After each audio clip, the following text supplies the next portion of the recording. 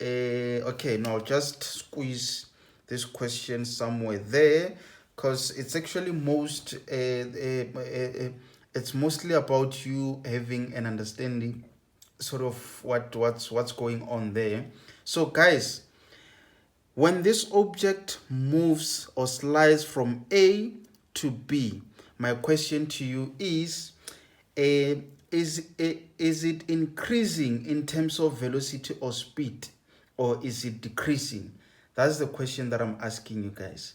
And again, when it moves from B to C, that object, will it be increasing in terms of its speed or velocity, or will it be decreasing? Guys, you can just post on the comment section if you've got an answer to my question. Guys, I'm just going to indicate to you that when this object, or when this crate moves from A to B, okay, when it moves from A to B, its velocity or speed is increasing, so its acceleration increases. Remember guys, it may be sliding at a speed of, let's say, 2 kilometers per hour from there, and you find that when it gets there, its velocity would have increased. Okay, it doesn't really matter in terms of at what speed it's moving at that point, at that versus at that point. What matters the most is the velocity as it slides down increase or decrease? Is it increasing or is it decreasing? And between B and C, is it decreasing or is it increasing? So guys, I might as well just answer the question that I gave you when we're doing this 5.2. So listen to this guys. When this object slides from point A to B, its acceleration, it's increasing. I'm not sure if you understand what I'm saying, guys.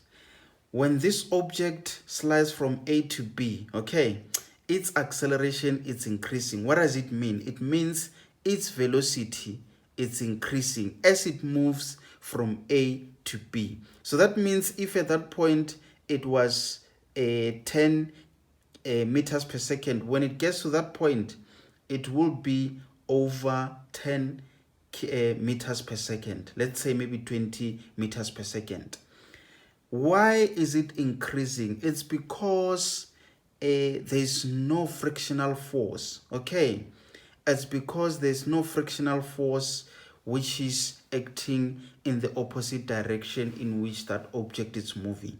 So now when this object moves from that point B to C, that velocity of 20 meters per second, it now starts to decrease, guys. Why is it decreasing? Obviously, because there's a frictional force. So that's the reason why the speed from there up to there starts to decrease. Okay, so that means its acceleration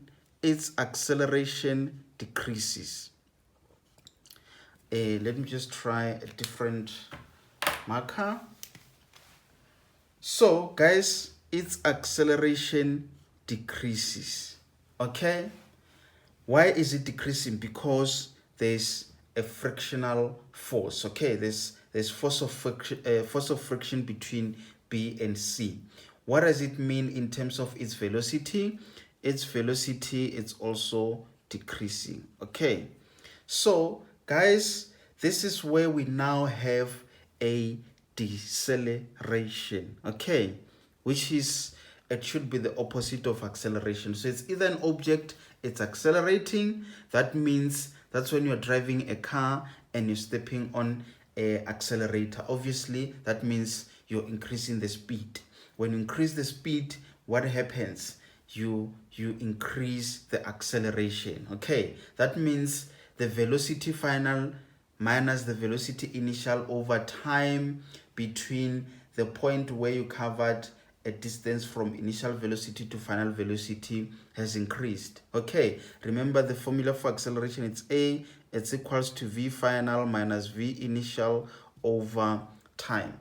So that means when you step on acceleration, you are increasing the velocity. So we compare the velocity by the time when you start to step on the acceleration versus the time when you stop accelerating.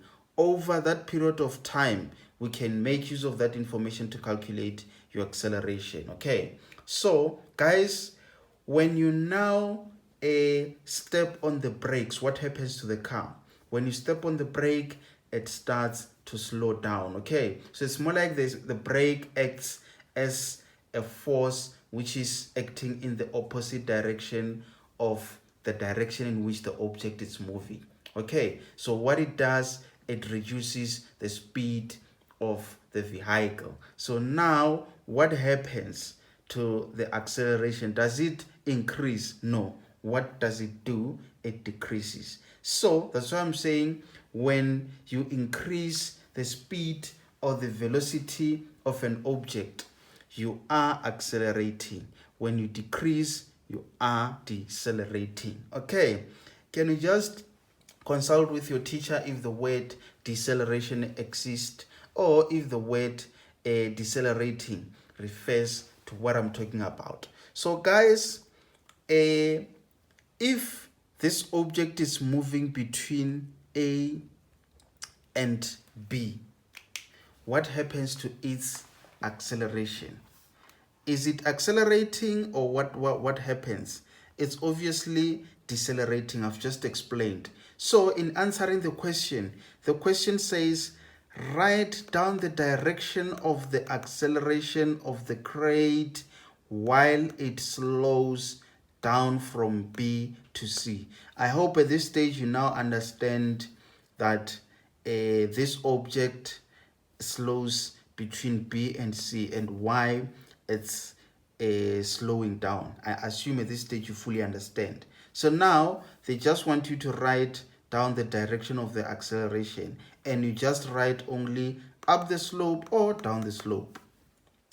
In which direction? If you say down the slope, it means this object is increasing as it moves from B to C. But if you say up the slope, it means this object, its acceleration is decreasing as it moves from B to C. Okay, so that obviously means the answer to this question is up the slope. I hope you fully understand. You haven't got any questions in relation to this question. So that means 5.3 is up. Guys, write it exactly as it is given you as a multiple choice. Just write in capital letter to say up the slope. You don't want to be writing your own thing there and you end up not getting marks because you didn't write what was expected of you to write. Okay, so this is how you score your 1 mark. It's not allocated a lot of marks. This question is just 1 mark, which means it's not that much complicated. Okay, so guys, let's now move to question 5.3.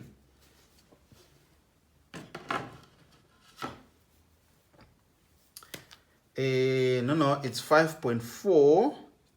I just noticed that we moved to 5.4. So let's have a look at the question. So the question says the magnitude of the net acceleration from B to C is 1.2 meters per square second. Calculate the magnitude of the frictional force acting on the crate. Very much interesting, guys. This question is very much interesting, and I hope you'll be with me on this question when you try to apply our mind, because this question, guys, it's mostly to test the level of your understanding. So guys, I'll just read the question for the last time. It says, the magnitude of the net acceleration from B to C, it's 1.2 meters per square seconds. Okay, calculate the magnitude of the frictional force acting on the crate. I think this is where I need to show you this. Remember guys, we've just indicated that this object, when it's moving between B and C, okay, when it's moving between B and C, these are the forces acting on that object. So that means you've got two forces acting on that object or on that crate as it moves between B and C. So let's now formulate. So guys, remember the formula I've just indicated to you, that is force net is equals to MA. This formula guys, it's very, very much important. You just need to understand this formula, and then from there what you do is just to expand this formula based on the information that you have. Okay, so now that we know that we've got two formulas acting on that object, two forces acting on that object, you can just write them down. So we know the first force is force of gravity, okay, plus, why am I saying plus? It's because the formula says net, and we know net refers to total, and when you've got total, it's just summing. You just sum, you just get the sum. Okay, so that's why I'm having a positive there. But most importantly guys, the other force acting on this object is the frictional force. Okay, why in brackets am I writing a negative force? It's because this object is moving in that direction, of which is assumed to be a positive direction. Okay, but the frictional force, it's not acting in the same direction in which that object is moving. It's acting in the opposite direction. That's why you've got force plus, I've just indicated y plus into brackets. It's exactly what I just explained now, to say that object or the frictional force is acting in the opposite direction in which that object or that crate is moving. Guys, I hope this statement makes a perfect sense. Then you equate these two MA. Okay, most importantly, remember guys, A, when this object moves between B and C, it's not increasing, but instead is decreasing. Okay, I've just explained that when it moves between B and C, it's decelerating. So the acceleration is decelerating, or the acceleration is decreasing. Okay, so that means the acceleration is not positively increasing but negatively increasing. You will understand that part when you get to when we start substituting, when we get towards the end of this question. So guys, what is the formula for FG? I've indicated on our first question, I think, was it the first question or the second question? FG, it's mg sine of a theta, the same angle guys. Now I can just remove those brackets and say minus a frictional force, which is equals to ma. Okay, so guys, let's see. Remember, what does the question wants us to calculate? The question wants us to calculate the magnitude of the frictional force. This is what the question wants us to calculate. Okay, but remember the frictional force, it's experienced between B and C. Okay, so guys, let's now substitute. Have we got the mass? The mass doesn't change, it remains is 25. And then G, we know at all times G is 9.8. Then its sine angle, it's 15 degrees. We know you subtract F. I'm sure, guys, it's just you fully understand that it's just a matter of substitution. I've explained everything. So the mass is 25 again.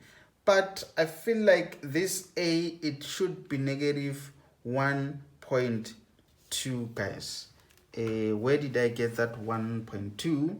This is where I got the 1.2 from the question. So they said the magnitude of the net acceleration from B to C is 1.2 meters per square seconds. Okay, so why am I substituting it in negative? It's because I know from previous grades, from grade 10, they teach us that acceleration is a vector quantity. What do you know about a vector quantity? You know a vector quantity, it's a quantity that has both the magnitude and the direction. Okay, so it has the value and the direction, whereas a scalar quantity has got only the magnitude. For example, time is one of the examples of scalar quantity. Speed, distance, these are the types of scalar quantities. Otherwise, instead of speed, we know we can also say velocity. Velocity is a scalar quantity. I mean, it's a vector quantity. Instead of saying or talking about distance, we can talk about displacement. We know displacement is a vector quantity. It has both magnitude and direction. So I am still applying the same knowledge. I know this is a vector quantity. It therefore means at all times I must take into consideration the direction in which that object it's either accelerating or decelerating. But in this case, I know it's decelerating. Okay, so guys, let's try to now calculate. So this is the most important part, guys, to explain to you by firstly formulating the equation, and again by substituting. After substitution, it's just a matter of applying the basics of maths. Okay, so I don't have to go deep into teaching you how to solve for the unknown. I do that in maths lessons. I assume at this stage it's just a matter of you punching on a calculator. Most importantly, guys, can you see this formula? This is a formula that you're normally given in the formula sheet, but when you get to tertiary level, that's where they test your understanding. They can give you a statement where you need to somehow formulate. You need to form an equation.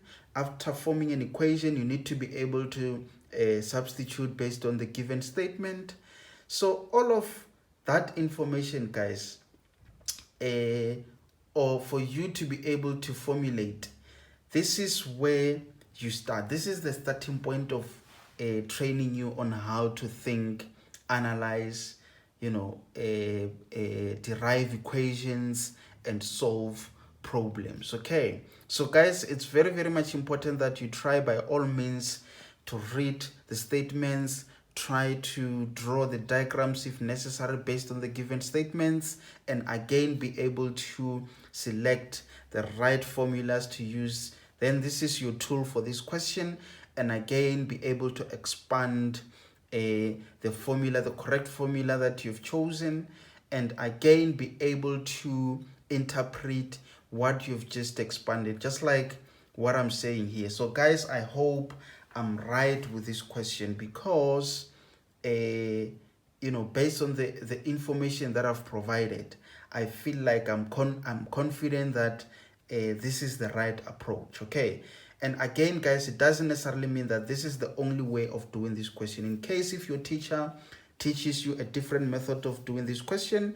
all you need to do is just to make sure that you know all these methods, you understand these methods, just in case if a question is relevant to this one and you understood one of the simplest methods, then you can just apply that particular method, because questions may come differently. Okay, and you might find that you need both the information in order to choose the best method for the question. Okay, so guys, let's now substitute. Let's now calculate. Remember, you just punch all of this on a calculator, you punch this. Let's just quickly do that. I know when I was busy explaining, you were busy as well punching on a calculator. Sin 15, this is the value that we get. Okay, let's just say I get 63.41066. So I don't want to round off as yet, so that I increase the level of accuracy, guys.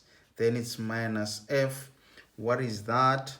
It's 25 times 1.2, which is, remember, it was a negative, then it's negative 30. This is the negative, guys. So it's more like you're saying 25 times negative 1.2, so you get negative 30. Okay, so obviously, guys, you're going to move that number to this side of the equal sign, and it changes the sign, it becomes a positive. Then you're going to move this to the other side of the equal sign, it changes the sign, it becomes a positive.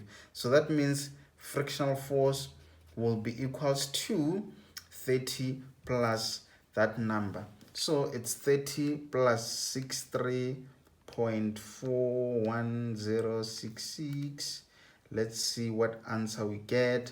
I'm getting 93.41. So that means an answer is 93.41 Newton. Very much important. So guys, now that we have solved this question, let's just write it in the standard form to say frictional force, it's equals to 93.41 41 Newton. Very much important that you write the SI unit, because it tells the examiner that you know exactly what you were calculating. They just look at your final answer, they see it's in Newton, then they know you've got it correctly. Where do you score marks? Obviously, for the formula, doesn't matter whether you wrote it in that way, in this way, or in that way. Okay, and remember, most importantly, this question is allocated 4 marks. Okay, this is where you score your first mark for correct substitution on both sides of the equation. We give you a mark, and the last mark obviously comes from your final answer. So guys, this is how you solve for this question. I hope you enjoy it. Guys, I hope you'll be ready for tomorrow's lesson. In this way, this brings us to the end of our lesson for today. I hope you enjoy it. If you've watched this video until this end, please do make sure to subscribe. If you feel like this lesson have helped you a lot, please do give it a thumb, like the video. And again, what makes me happy is when you share with your friends this kind of videos. You can either share the link, or you can just recommend your friends to watch my Facebook. Of course, you've got a Facebook channel, but just to watch my YouTube channel, to watch the videos that I post on my YouTube channel. They can also access these videos on my Facebook channel, my Facebook page. But on my Facebook page, I'll be posting each question per day. For example, if today I post question 5.1, tomorrow I'm going to post 5.2. So I just split these questions in sub questions. But on my YouTube channel, that's where I do full lessons. So guys, this question, remember, it's there on my Telegram channel. You can just search for Solve Your Exam Papers if you've got a Telegram channel, and you'll be able to access all the question papers for high school. So guys, I enjoyed today's lesson, and I hope you also enjoy it. And this brings us to the end of our lesson for today. Guys, my name is Desmond, and I'm out.